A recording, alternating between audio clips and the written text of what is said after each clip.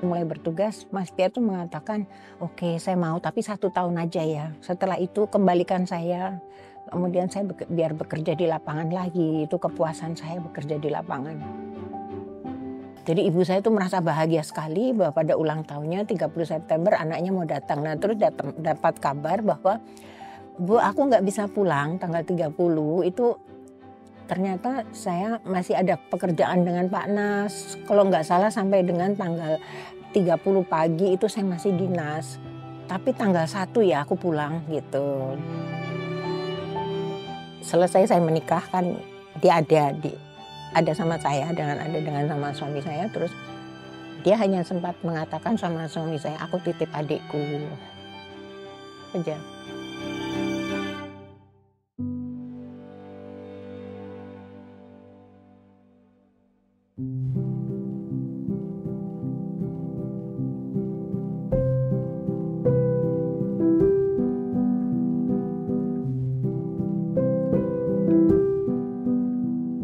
Orangnya pendiam, orangnya tuh nggak sebagai anak muda itu pembawaannya tuh sangat tenang, akan tetapi di sekolah itu dia sangat aktif, baik di dalam olahraga, di dalam hal-hal lain.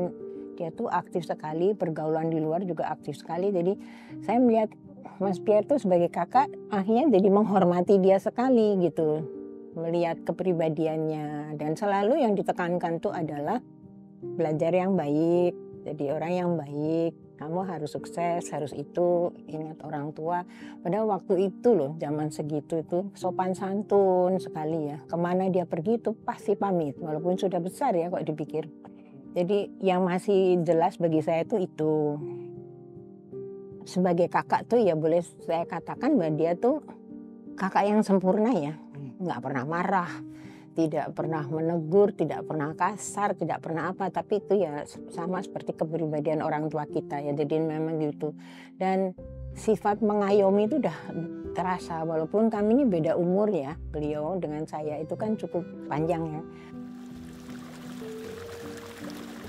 Kenangan yang pernah saya ingat sekali ya, tapi itu sebetulnya saya juga enggak pernah cerita ini kemana-mana. Tapi saya tetap masih ingat sekali. Dulu rumah kami itu kan halamannya besar ya di belakang. Itu sampai sekarang tuh saya sendiri sampai kalau ingat itu saya jadi ketawa ya.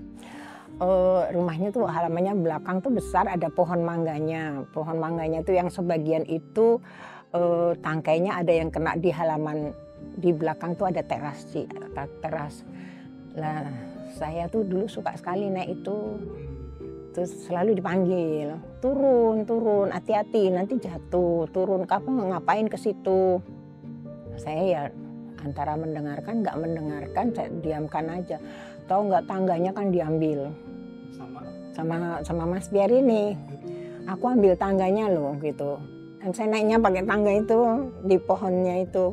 Tangganya diambil. Lah aku ya ketakutan setengah mati dong. Terus akhirnya aku panggil lagi, panggil ibu saya, panggil Mas Pierre lagi ya. Terus dia bilang, "Makanya tuh kok dikasih tahu nurut, kalau nggak nurut nanti tak tinggal." Dia kayak, itu tuh salah satu yang tidak bakalan saya bisa lupa tuh.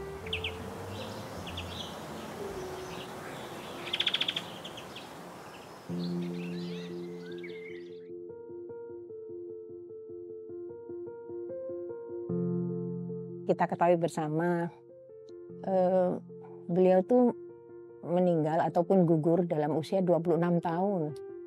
Nah 26 tahun itu terisi yang dia di rumah tuh kan hanya sampai lulus SMA. Setelah itu masuk ke Bandung, sekolah di Bandung, kemudian masuk di AMN Magelang. Selesai AMN Magelang masih sekolah lagi. Ayah ibu saya tuh sebenarnya menginginkan Mas Pierre tuh jadi dokter. Atau andai kata tidak menjadi dokter ya ibu saya menginginkan jadi insinyur lah. Karena mungkin ayah saya juga mempunyai cita-cita nanti selesai dokter melanjutkan lagi atau apa. Ibu saya pun juga demikian. Tapi akhirnya dia mengatakan dia mau masuk akademi militer itu atau dia mau masuk ya apa namanya yang di Bandung itu. Ibu saya bilang, "Ya kalau bisa nggak usah lah," gitu. Tapi ya dia tetap menyenangkan hati ibu bapak saya. Dia tetap mengikuti tes di UI, mengikuti tes di ITB. Tapi dia juga mengikuti tes yang masuk di yang di Bandung, di akademi seni itu atau apa ya, saya sendiri itu. Terus setelah dia diterima di situ, yang di 2 itu nggak diterima. Nah belakangan ini, setelah lama belakangan dia tuh pernah cerita, "Aku tuh sebenarnya waktu ujian di UI di sana tuh ya sengaja aku nggak isi, soalnya nah tuh kalau keterima gimana ya." Tapi akhirnya kan keterimanya di situ, tapi ayah ibu saya ya saat itu kan nggak ngerti itu cerita di balik itu. Kemudian setelah dia masuk di situ ya dia melanjutkan kan, dia sekolahnya kan terus itu kan yang kita baca ya sama ini cuma sekolahnya itu terus ya sudah jarang ke rumah, kalau pulang ke rumah 2 hari, 3 hari. Selama menjadi taruna di Bandung, kami yang selalu menengok ke sana. Kalau ibu ke sana saya ikut. Nah, ibu tuh rata-rata kan ke sana sebulan sekali paling lambat. 3 minggu sekali mungkin ya udah kangen putranya ya. Itu pun nggak bisa bertemu, jadi hanya sekedar nanti sampai ke Bandung, nanti kalau ada hari pesiar dipaskan waktunya dia pulang sebentar, datang sebentar menemui ibu saya sudah kangennya sudah terobati, pulang lagi. Jadi saya tuh hanya ikut-ikutan aja saat itu. Sampai saya dewasa, seingat saya ya enggak banyak kami bisa bergaul akrab itu. Tapi selama sekolah, selama selesai pendidikan, surat menyurat itu banyak sekali. Beliau itu sangat rajin memberi kabar ke rumah, sangat rajin mengkontak keluarganya. Dulu kan masih susah ya, masih pakai surat. Jadi nggak seperti sekarang, medianya kan sudah lain ya. Sekarang kita pakai handphone, pakai apa. Dulu zaman dulu masih pakai surat. Jadi surat-suratan tuh sangat banyak.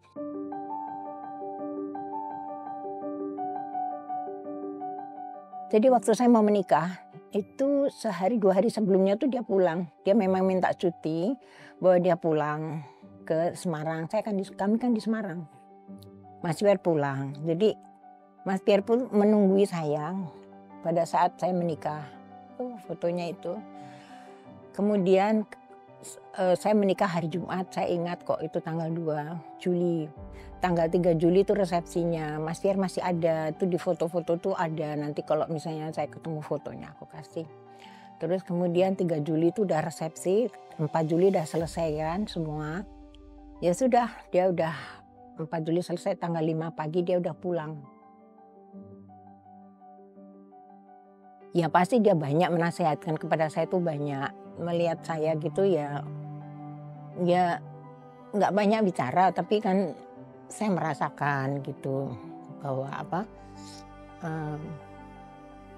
apa yang dia pikirkan gitu. Dia waktu itu hanya sempat selesai saya menikah kan dia ada sama saya dengan sama suami saya, terus dia hanya sempat mengatakan sama suami saya, "Aku titip adikku," saja. Nah setelah itulah dia pulang yang terakhir tuh ya itu. Pulang ke rumah itu terakhir, sudah nggak pulang lagi gitu.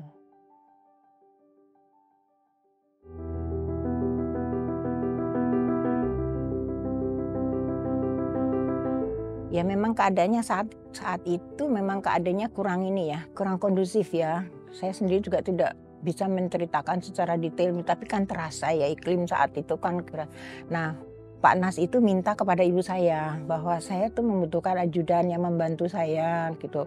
Apa boleh saya dibantu oleh Pierre gitu. Pierre saya ambil sebagai ajudan untuk nanti mengawal saya, membantu saya. Beliau sudah punya ajudan beberapa kan waktu itu. Tapi tetap minta Mas Pierre gitu. Kemudian ibu saya yang menyambut dengan sangat bahagia ya, karena dengan Mas Pierre ada di Jakarta di kediamannya Pak Nas sebagai ajudan, tinggalnya juga di pavilion di sebelah rumah, maka kesempatan untuk menghubungi Mas Pierre kan lebih mudah. Ibu saya tahu, oh anak saya di situ, jadi kesempatan untuk telepon, untuk datang menengok anaknya itu kan terbuka lebar daripada selama ini ditugaskan di mana ibu saya nggak tahu gitu. Kemudian Mas Pierre-nya sendiri sebetulnya nggak mau. Dia mengatakan bahwa saya ini orang lapangan, saya senangnya di lapangan. Saya kok kerja yang begitu-begitu tuh kayaknya mungkin aku nggak kurang ini ya, kurang memuaskan dirinya. Tapi ibu ayah saya mengatakan, ya cobalah diterima aja, kamu bantu karena ada diminta gitu. Disampaikan gitu oleh ayah. Nah, Mas Pierre tuh itu bulan Februari kalau nggak salah dia mulai bertugas. Mas Pierre tuh mengatakan, oke saya mau tapi 1 tahun aja ya. Setelah itu kembalikan saya. Kemudian saya biar bekerja di lapangan lagi. Itu kepuasan saya bekerja di lapangan gitu. Nah selama itu memang Mas Pierre katakan melakukan tugasnya dengan sangat baik ya. Dia disiplin, dia baik walaupun kita berkenalan, berhubungan dengan akrab dengan keluarga Nasution, tapi untuk Mas Pierre itu bukan hal yang terus kemudian dia menjadi bebas, enggak. Dia tetap disiplin. Di situ mereka semuanya juga senang ya bahwa Pierre tuh ini sekali ya, disiplin sekali dan semua pekerjaannya dia lakukan dengan sempurna, dengan baik.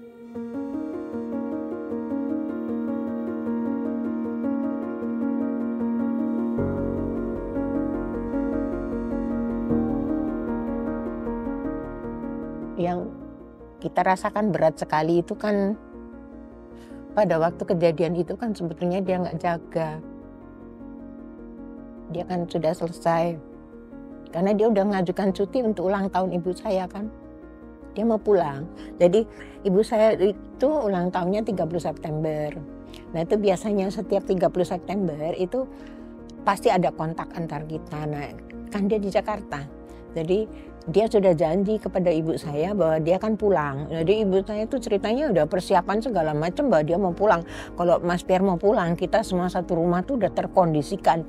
Aduh ini cepat-cepat waktunya sedikit, kita kayaknya tuh kedatangan dia tuh seneng sekali, ibu saya terutama.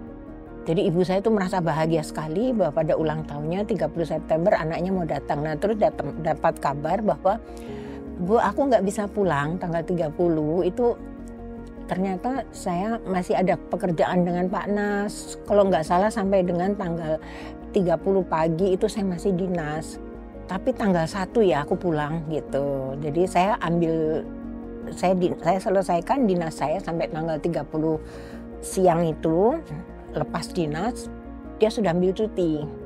Tapi mungkin firasat seorang ibu ya, ibu saya tuh diam gitu. Terus saya sih masih sempat bilang, kan besok pagi dia pulang, besok pagi kan dia datang gitu. Ibu saya tuh hanya ngangguk saja gitu. Nah, jadi tanggal 30 itu kan sebenarnya setelah lepas dinas jam 2 siang sampai 3 hari kemudian ke depan itu kan cutinya dia kan sudah keluar.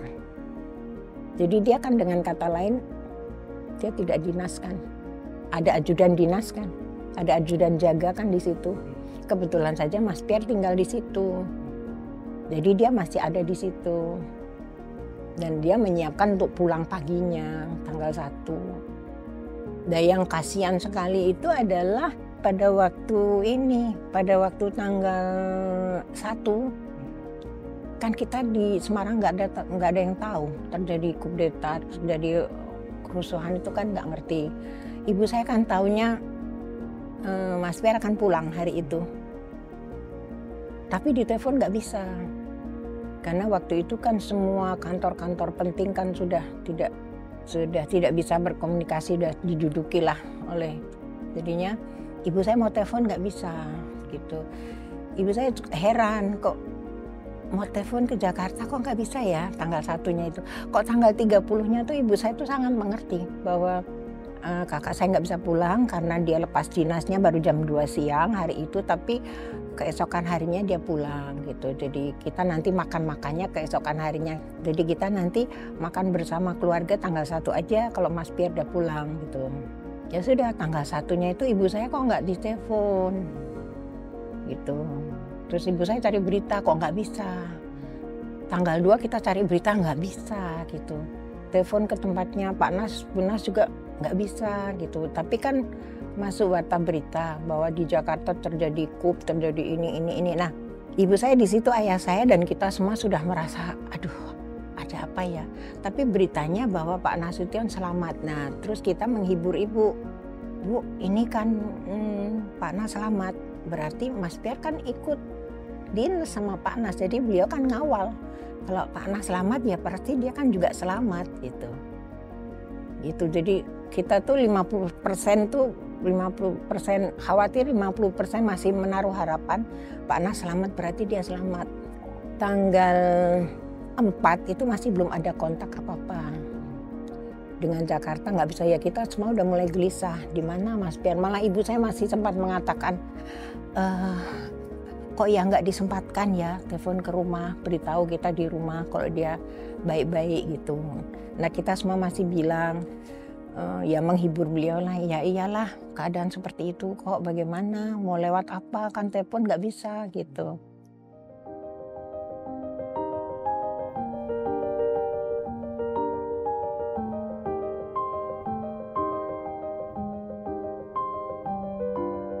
Yang saya masih ingat sekali itu tanggal 1 Mas Piar nggak bisa pulang, kemudian nggak bisa dihubungi Jakarta.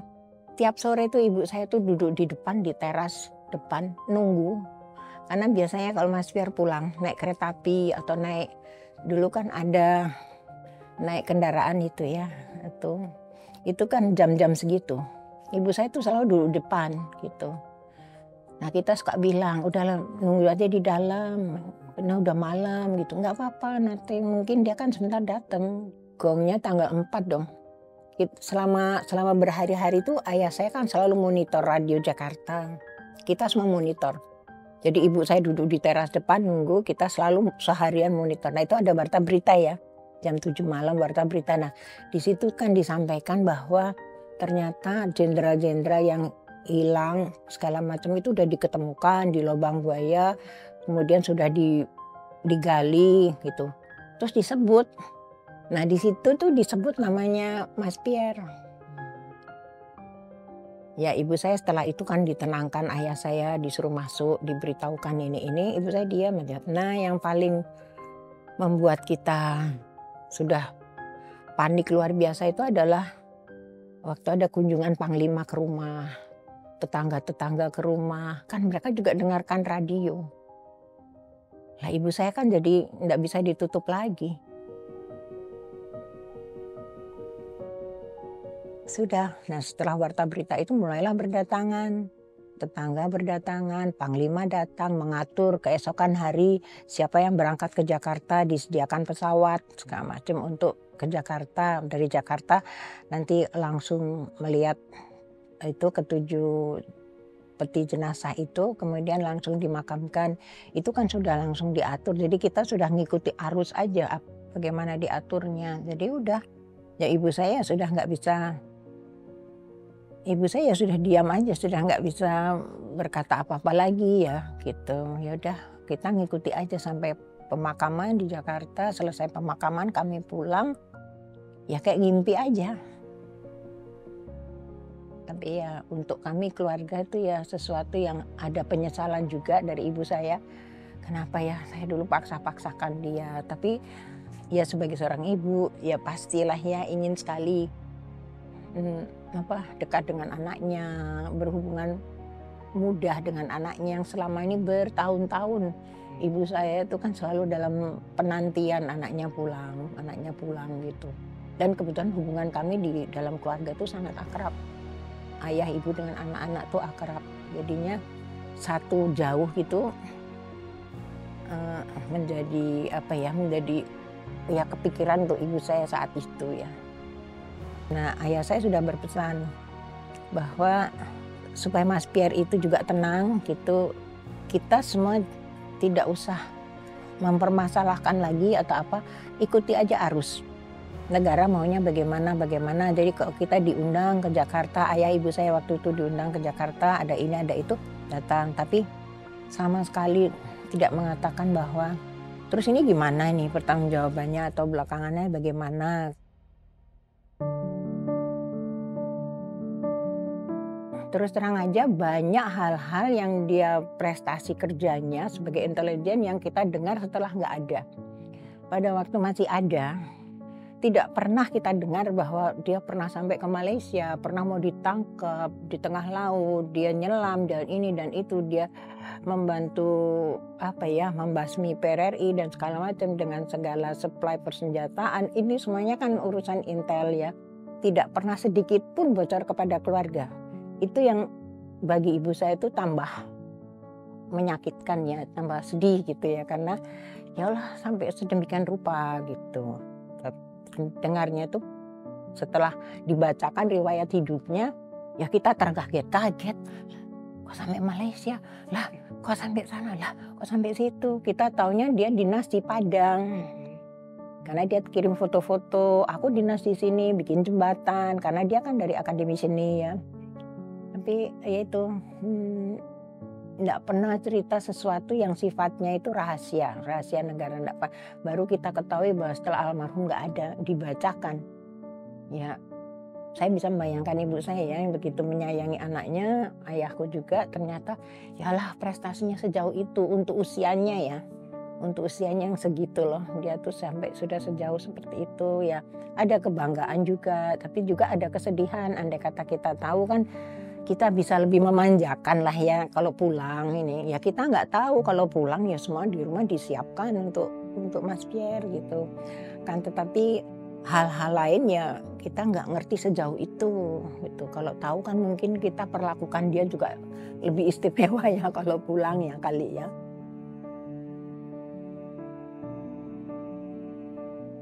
Andai kata masih umur panjang, beliau berdinas dengan tenang, kita kumpul bareng, kita alangkah senangnya saya punya kakak seperti itu. Apalagi dengan kepribadian beliau yang begitu baik ya. Dia kan pasti menjadi kebanggaan keluarga kita, kebersamaan kita, ayah bunda kita yang begitu bahagia, begitu bangga bahwa anaknya berhasil dengan baik ya, rendah hati, penuh tanggung jawab, hormat pada orang tua, hormat pada sesama.